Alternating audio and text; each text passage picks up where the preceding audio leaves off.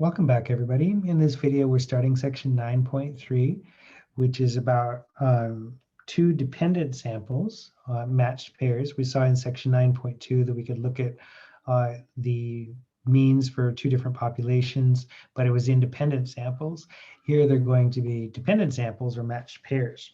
So examples would be before and after scores or the heights of married couples. A couple of more examples. Suppose that 20 people's reaction times are measured for some task. We throw them a ball, or they have to press a button when a red light flashes or something like that. We measure the reaction times, and then each subject has 1.5 ounces of alcohol and then is retested for the reaction time. We would keep track of each subject's before and after taking the drink, how their reaction time changed over that time. As more examples, suppose we take 20 students' weights and their resting heart rates and measure them. And each student's weight and resting heart rate is paired because they come from the same student. Okay. As a third example, we have 15 cars, they're chosen, and their prices and their weights are recorded. Now, there may or may not be any kind of relationship between the weight of the car and its price, but in any case, those values are paired because they come from the same car. When you are designing an experiment or planning an observational study, using dependent samples with paired data is usually better than using two independent samples. This reduces unnecessary variation.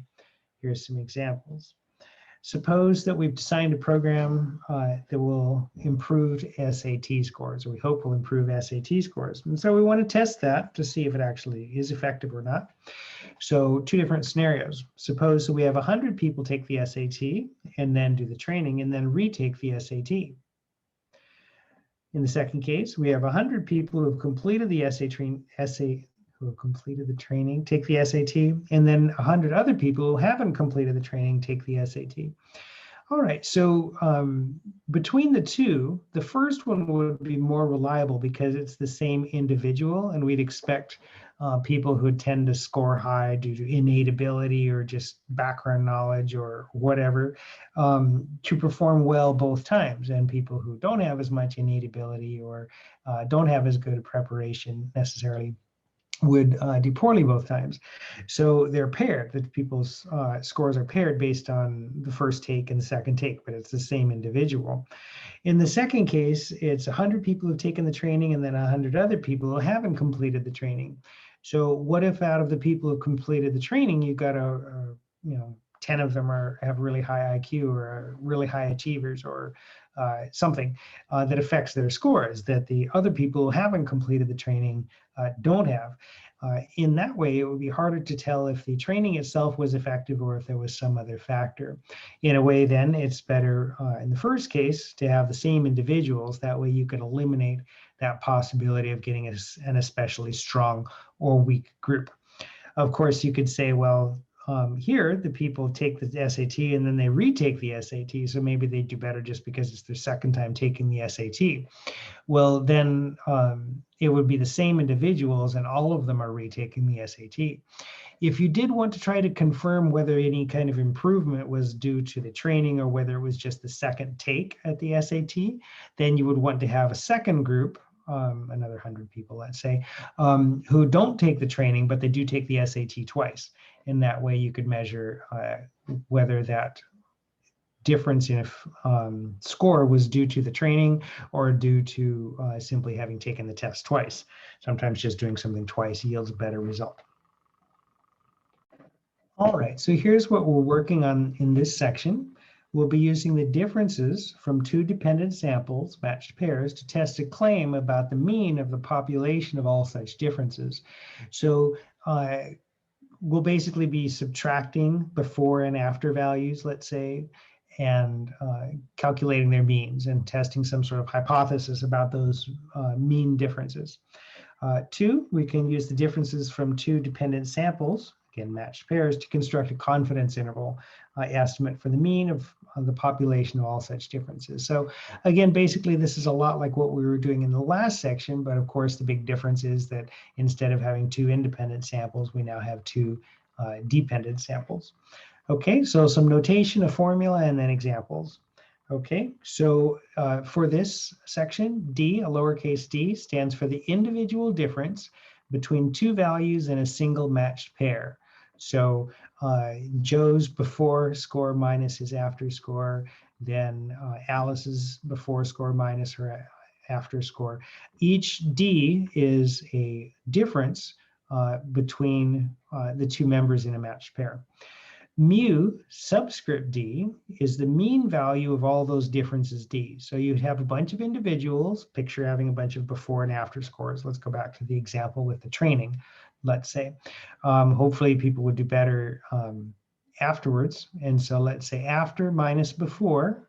And so hopefully those are positive values. If we have a list of those after minus befores for all of our individuals, if we take the mean of those differences, that's what mu sub d is. Okay, for the whole population. D with a bar on top, kind of like X bar, that is the sample value. The mean value of the difference is D for the paired sample data. So just to clarify what I was saying earlier, the D with a bar on top, that would be the mean of the differences for the sample that we took. What the mu sub d is of course the population of all possible such differences, not the particular sample that we took. Okay, in a case of a hypothesis test, that would be what we hypothesize the difference to be. Okay, S subscript d will be the standard deviation of the differences d for the sample data. We don't have a sigma d for this, just an SD for the sample data. N is the number of pairs of sample data. Okay, requirements to do what we're about to do. The data have to be dependent for this section, and they're in matched pairs. Samples are simple random samples as always. As before, we want to have the samples being at least size 30, 30 pairs that is, or the pairs of values have differences that are from a population that is approximately normal. And then you can read the fine print there in parentheses. Okay, so what our test statistic is going to be like in this section is, as always, it seems a fraction, d bar minus mu sub d. So that is the sample mean differences, okay? And we're figuring out how different that is from the mean of all the population differences. Okay, that's divided by S sub d, the standard deviation of all the differences in the sample, and that's again divided by the square root of n. So you can compare this. I put our kind of old t statistic from before here, and that was x bar minus mu x bar divided by S divided by root n. So here we were talking about a single sample back then, but still the structure was very similar. We had a sample mean minus the population mean, or what was hypothesizing was the population mean, and that is divided by this fraction, which is the standard deviation divided by the square root of n. Okay, for this, it's a t statistic, okay, and we're going to be using n minus 1 for our degrees of freedom. Okay, you can use p-values or critical values. Okay, we're going to have a formula for confidence interval as well. Let's mention this too. We're going to have margin of error as before. It will be T alpha over 2 times SD over root n. The T alpha over 2 will come from our confidence level.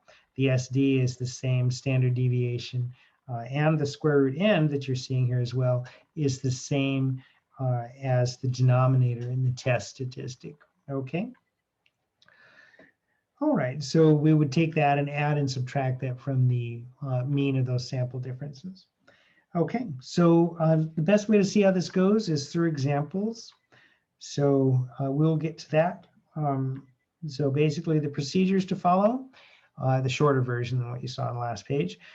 Check to make sure that the sample data are in matched pairs, and check that the requirements in the table on page 468 are satisfied. That's the one basically I just showed you. You find the difference D for all the data pairs. Okay, every individual, there's a before and after score or something.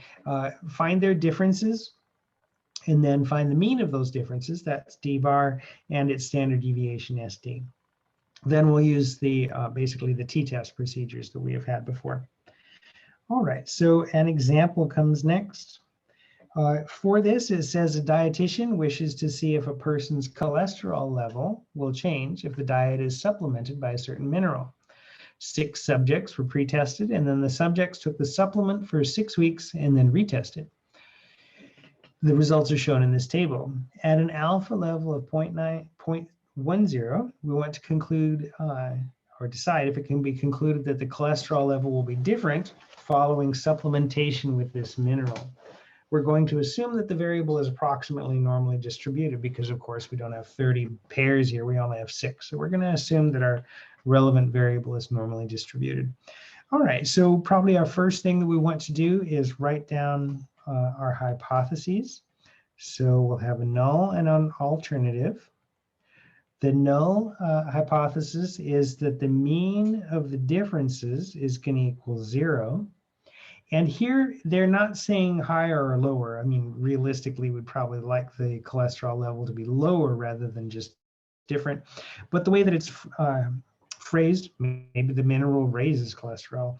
It says, can it be concluded that the cholesterol level will be different? Different sounds like not equal to me. So is the mean difference not equal to 0? So that will make it into a two-tailed test. Okay, so then the first thing that we want to do is find D. So that is going to be all the differences. So for this, I'll be taking after minus, actually, let me take before minus after. Okay, so before minus after. So that means that if it goes down, then that would represent a decrease, but we'll be representing that with a positive value as it turns out. Okay, so let me calculate all of these before minus afters. All right, so I calculated the D bar, which is the mean of those differences, and it worked out to be 16.67. And I also used the computer to get the standard deviation as well, and that worked out to be 25.39. All right, so now what we want to do is, let me draw my picture, and then I'll calculate the test statistic, and we'll go from there. So this one was a two-tailed test, right? This one was a two-tailed test. The alpha was 0.10, and so if it's two-tailed and the alpha is 0.10, then that means that we would have 0.05 in each tail. Okay, there are 6 data pairs here, so our degrees of freedom will be 6 minus 1 or 5. And so now we'll need to go to our table to get the critical value. All right, so going to our t-table, we had a degrees of freedom of 5, and we had area in 2 tails of 0.10. That means our critical value should be 2.015. Okay, so then let's go ahead and calculate our test statistic. So that's t, which is our d bar of 16.67, minus mu sub d, which is our hypothesized mean, and that's 0. And then down below we have our SD, which was 25.39. And then down below that, we'll have the square root of 6. Remember, by the way, that that is our original sample size. Don't use 5 there because it was the n minus 1 that we used for the degrees of freedom. So it's just 6. And then be careful when you type this into the calculator that you handle that complex fraction, okay?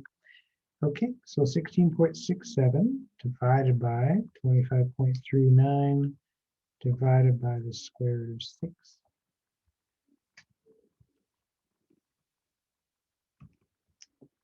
And I'm getting 1.61 for that. Okay, so 1.61 is a test statistic. Okay, that is not in our rejection region.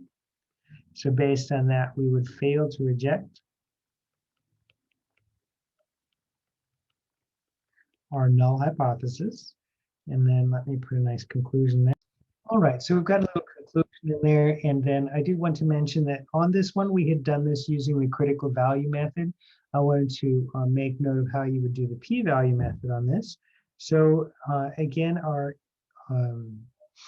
degrees of freedom was 5. And so looking in this table, if we wanted to try to locate our test statistic of 1.61, So degrees of freedom 5, and then you can see that the numbers in the body of the table are decreasing: 4.03, 3.365, 2.571, 2.015, and then 1.476. So if there was a column that contained our test statistic of 1.61, we would expect it to be in here, right? So if it were in here, then our area in two tails, which is what we're looking for, since this is a two-tailed test, our area in two tails would be between 0.10 and 0.20.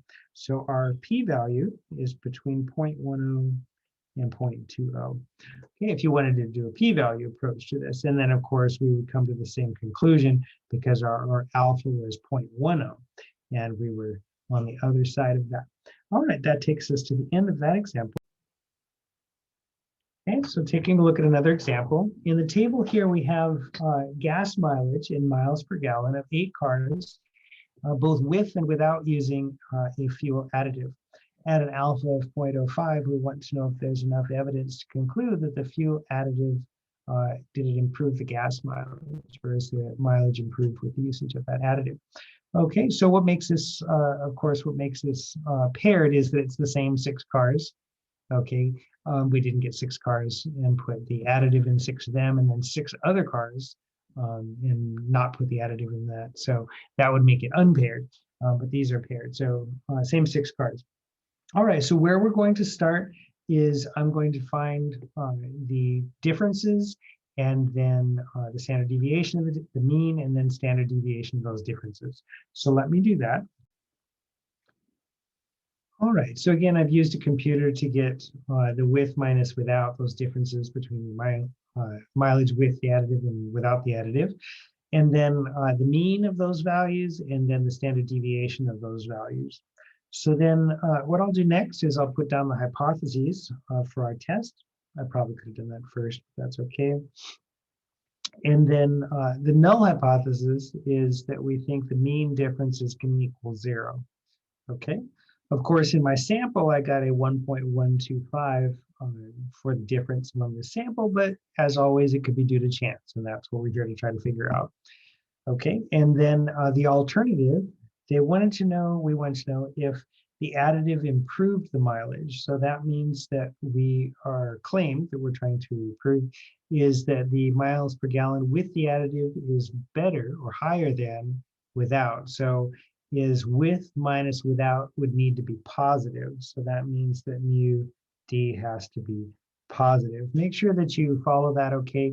If you had set this up as without minus with, then you would want the mean to be negative. But as we have it with minus without, we're expecting the miles per gallon to be higher. Okay, so that makes this a right-tailed test.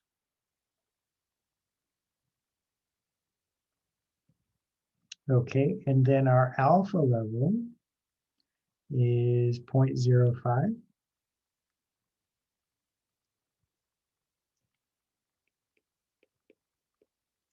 Okay, and so then our degrees of freedom was 7. Okay, so once again, we need to look in our t-table to get our critical value. So let's do that. All right, so our degrees of freedom is 7. So we'll go to the last row and what I've flipped out here. And then it was 0.05, the area in one tail. So that takes us to the second to the last column. And that looks like 1.893. Okay, for our test statistic, or rather our critical value. Now we have to get our test statistic. So that will be d bar 1.125 minus our hypothesized difference, which was 0.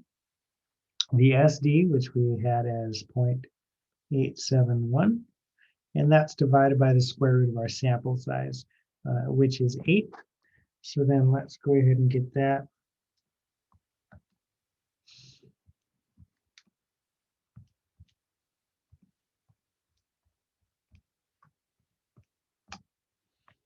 And that's like 3.65. Okay, that seems kind of high. Let me double check it. All right, so I just wanted to check my calculator, and yeah, that's right. Our test statistic was 3.65, which definitely puts it in our rejection region. So based on that, we're going to reject our null hypothesis. So we could say that there's sufficient evidence to support a claim that the additive is effective. All right, so we've gotten that done. And so what we want to do next is produce a 90% confidence interval for the difference in gas mileage. So to do that, we're going to begin by getting our T alpha over 2. So since this is a 90% confidence interval, that means that the area in the two tails is 0.10 in 2 parts. So that's 0.05 in each part. So that means that our test statistic is, our critical value is 1.893, and that's our T alpha over 2 for this. So on this one, we benefited a little by having done the hypothesis test already, so that we don't have to look up that critical value. Okay, so we've gotten that already. So our E, our margin of error, is 1.893 times SD, which is 0.871, divided by the square root of 8. Okay, so let's compute.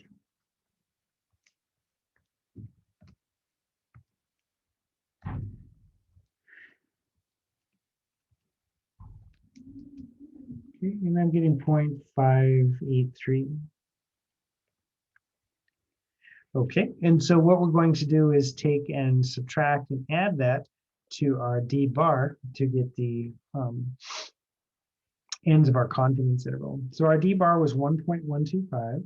So we'll take 1.125 minus 0.583, and then 1.125 plus 0.583. Okay, so that's 0.542.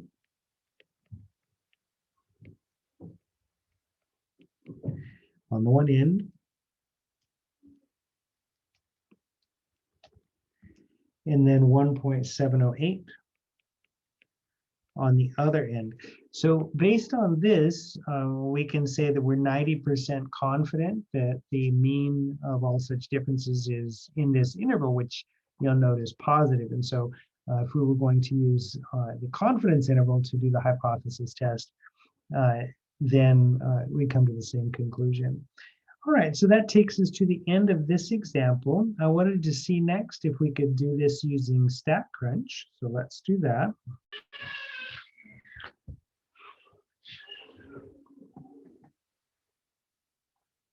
All right, so I've gone ahead and put the data into StatCrunch, and I'm trying to type in, make sure it was right, it's worth the time.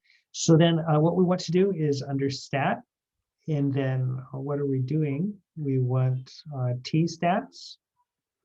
And then under T-stats, where it's not one sample, we do have 2 samples, but we need to think about, is this paired or not paired? And of course, we're doing paired. So we have paired data. Sample 1 will be in the without column.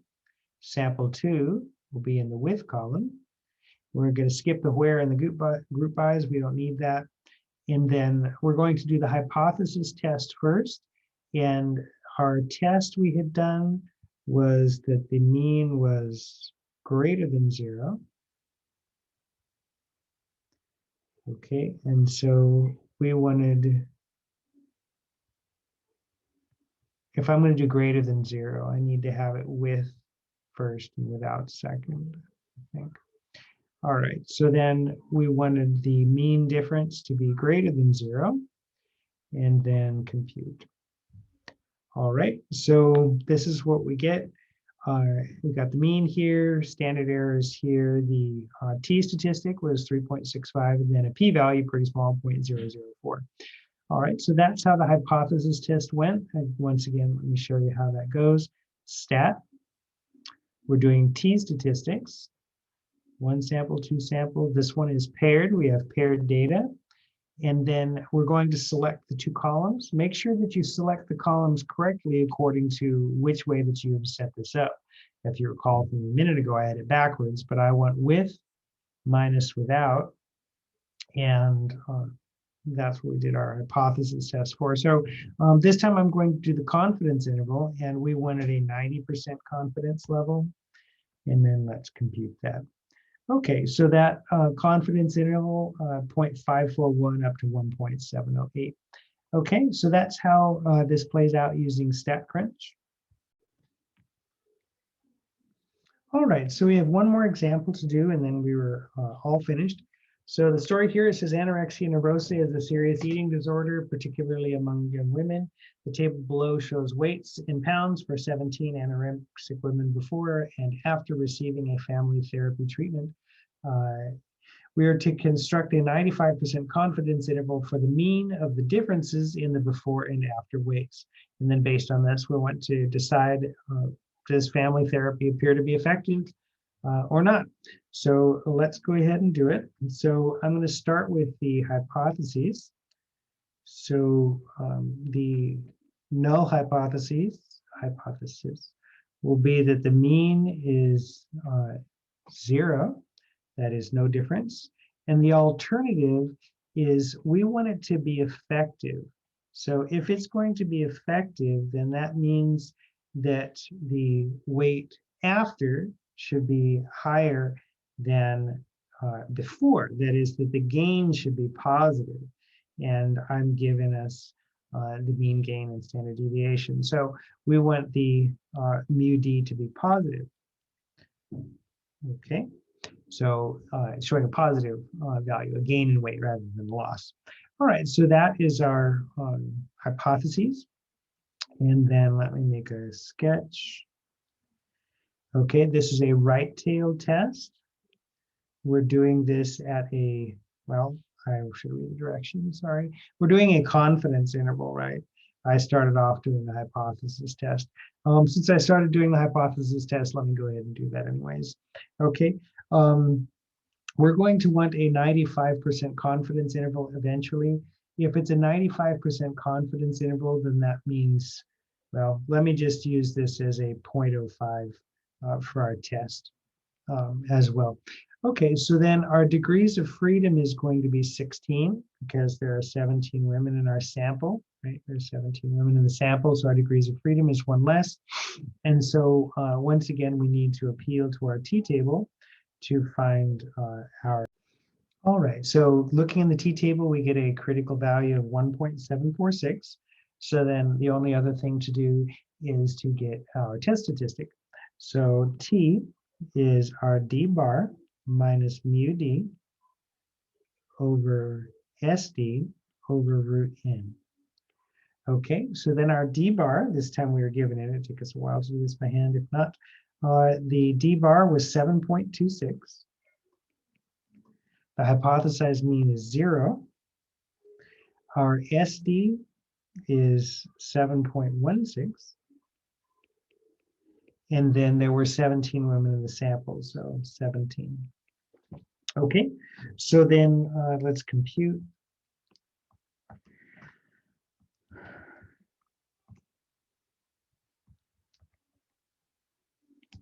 All right, so I'm getting like 4.18, which is humongous for a test statistic. So that's definitely in the rejection region, right? So based on this, we would reject our null hypothesis. So it looks like based on this that our the family therapy is effective.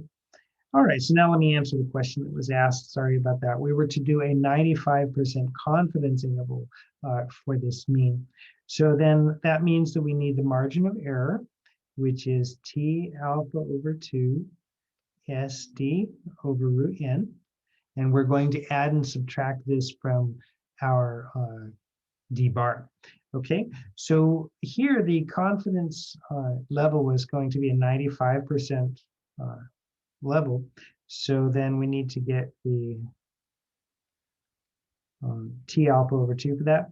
If it was 95% confidence, then that means that half that, or 0.025, is in each tail. So once again, we'll go to our t-table for our critical value. All right, so our critical value for this ends up being 1.746. Our SD was 7.16. 16, and then that's over square root 17. Okay, so once again, computing.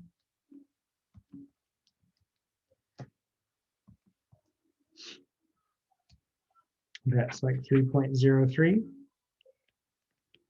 Okay, so then we're going to take the mean gain and add or subtract that 3.03. So 7.26 minus 3.03 and 7.26 plus 3.03.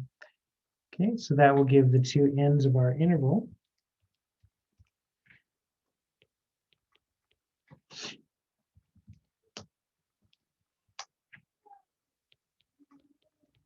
Okay, so that looks like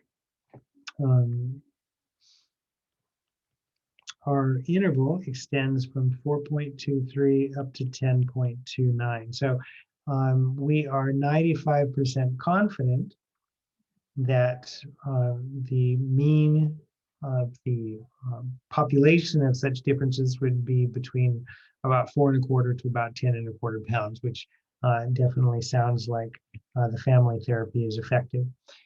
All right, so that takes us to the end of this example and the end of this section. In the next section, we'll look at similar sorts of tasks about